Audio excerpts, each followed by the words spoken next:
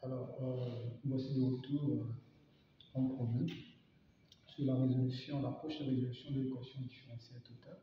Alors, cette fois-ci, on va examiner le cas lorsque, on va utiliser le cas par exemple, le deuxième cas.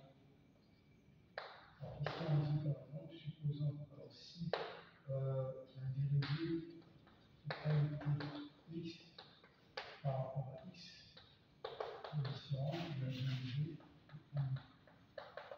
x par rapport à y. Voilà.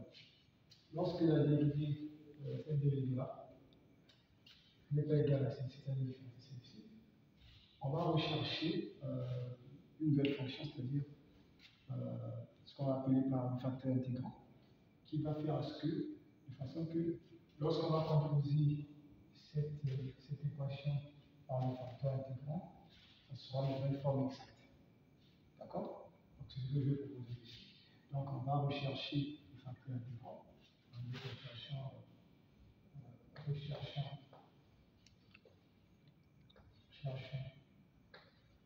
un facteur intégrant.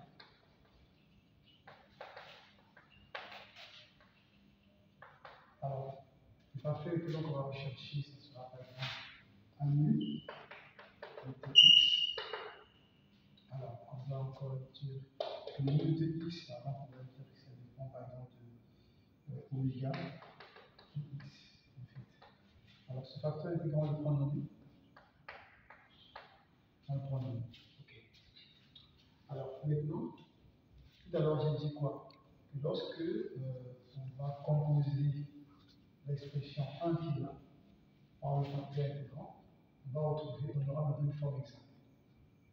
Ça veut dire quoi? Ça veut dire que, en faisant, je m'explique, en multipliant mu de x, ici, on aura mu de x composé par m de x de x, sinon dt, plus mu de x qui multiplie n de x dx égale à 0. Alors ceci devient une forme exacte. Ça veut dire que si on prend la dérivée par rapport à x, la quantité, ici je vais écrire mu m, sera égale à la dérivée par rapport à t de mu m. Alors c'est à travers ceci qu'on va développer pour pouvoir avoir un facteur intégrant que nous sommes en train de rechercher. Alors je vais poursuivre. Alors la dérivée ici me donne quoi? Ça me donne m dmu par rapport à x plus mu dm par rapport à x. Ici j'aurai m. Alors dmu par rapport à t plus mu dn par rapport à t. Alors, donc, j'ai mu ici, j'ai mu là, je peux ramener ceci de l'autre côté, cette quantité, je m'envoie de l'autre côté. Donc, on aura quoi? On aura mu dm sur dx moins mu dn sur dt. Alors, on va ramener ça ici, ça aussi on va ramener ici. On va ramener m dmu par rapport à t moins m dmu par rapport à x. Donc, je peux mettre mu ici au facteur. Donc, dmu dm de x moins dn dt. Alors ici,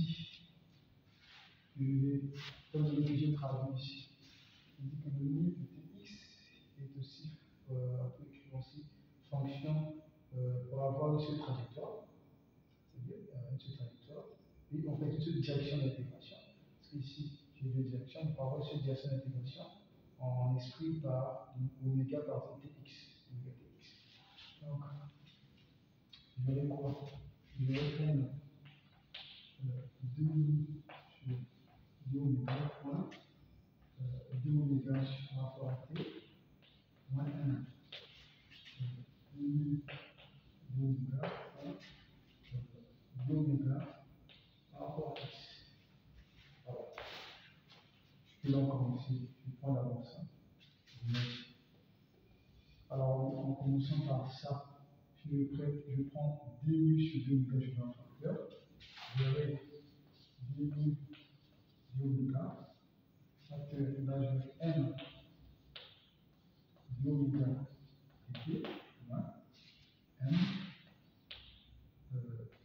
d'oméga dx. Alors, je donc dit ici d1 dx moins dn dt. Bon, je vais donc, on a transformé pour avoir une seule direction d'intégration.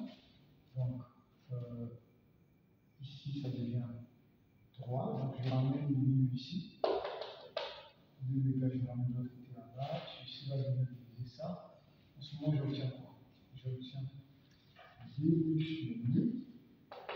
Ça me donne en bas cette quantité qui est là, c'est-à-dire dn dx moins dn dt sur n d'oméga dt moins n d'oméga dx. Ici, composé par d'oméga. Alors, ceci, je vais écrire ça par exemple par psi d'oméga. Psi d'oméga. Alors, qu'est-ce que j'ai?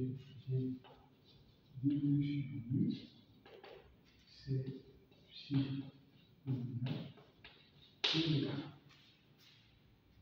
Alors, si je mets la symétrie par 2, donc en mettant symétrie par 2, qu'est-ce que j'obtiens?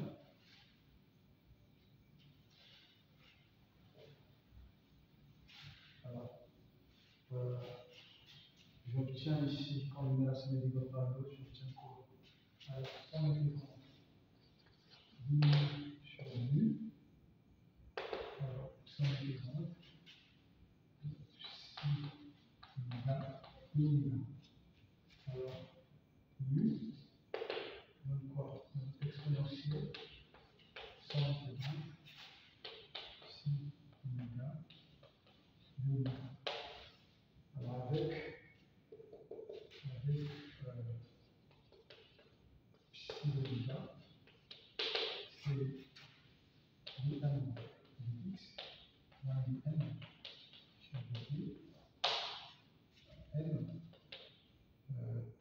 d'oméga sur dt moins m d'oméga sur dx.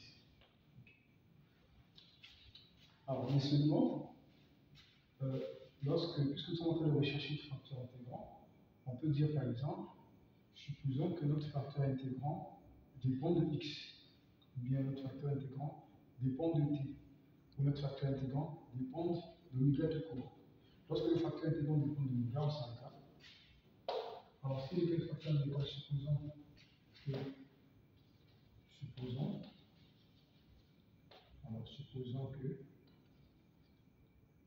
que mu au départ de tx est égal à mu oméga dx dépendent de x. C'est-à-dire quand je dis que mu dépend de x, en ce moment-là, j'aurai quoi? Au lieu d'avoir tx ici, j'aurai tout simplement le x. C'est-à-dire que mu dépend de x. Alors, lorsque mu va dépendre de x, En ce moment, l'oméga Tx identifié à x. Donc on aura quoi? Donc oméga Tx égale x.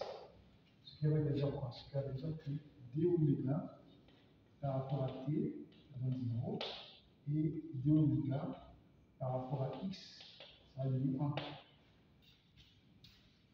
Alors, donc notre mu,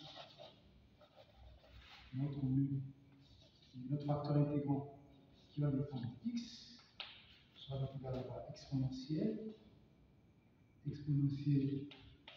somme intégrante psi de x dx. Psi de x dx. Alors ici, avec, donc on va dire ici, c'est là.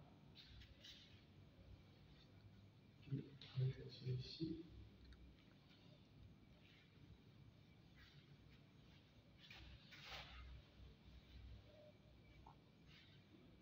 Avec psi de x ici, c'est quoi? C'est dm sur dx moins dm sur dt. Alors ici, d oméga t, c'est 0. Tout ça, ça donne 0. Et ça, d oméga x, ça donne 1. Donc, on aura sur moins 1. Sur moins 1. Alors, on va dire encore, on va dire ici, supposons que mu dépend de t. Donc, mu dépend de t, donc on a mu de t, c'est mu oméga tx. Alors, en ce moment-là, oméga s'identifie là. Donc, oméga tx, c'est t. Donc, d oméga par rapport à x, c'est 0. Et d oméga par rapport à t, c'est 1. Donc, notre facteur intégrant que l'on recherche, donc mu va dépendre de t, ça va donner à la fois exponentielle somme intégrante psi de t dt avec psi de t, c'est quoi? C'est dm dx moins dm sur dt. Alors ici,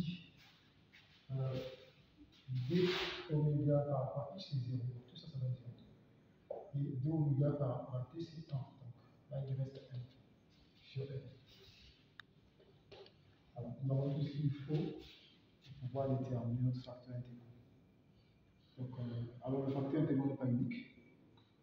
Donc, on peut trouver un facteur intégrant qui dépend de x, un facteur intégrant qui dépend de t, et un facteur intégrant qui dépend de l'oméga 2. C'est ce que j'avais donné comme développement concernant l'équation de différentiel totale. Lorsque la forme que nous avons n'est pas une forme exacte. Alors, nous avons deux vidéos sur l'équation de différentiel totale, la première et la deuxième vidéo. Donc, il faut aller regarder la première vidéo et savoir, une fois que le facteur intégrant est connu, à ce moment-là, c'est une forme exacte, on se sert de la première vidéo pour pouvoir résoudre notre équation. Donc, c'est ce que j'allais dire. Donc, on se retrouve ici là, dans l'application des exercices. Et je vous remercie d'avoir suivi la vidéo.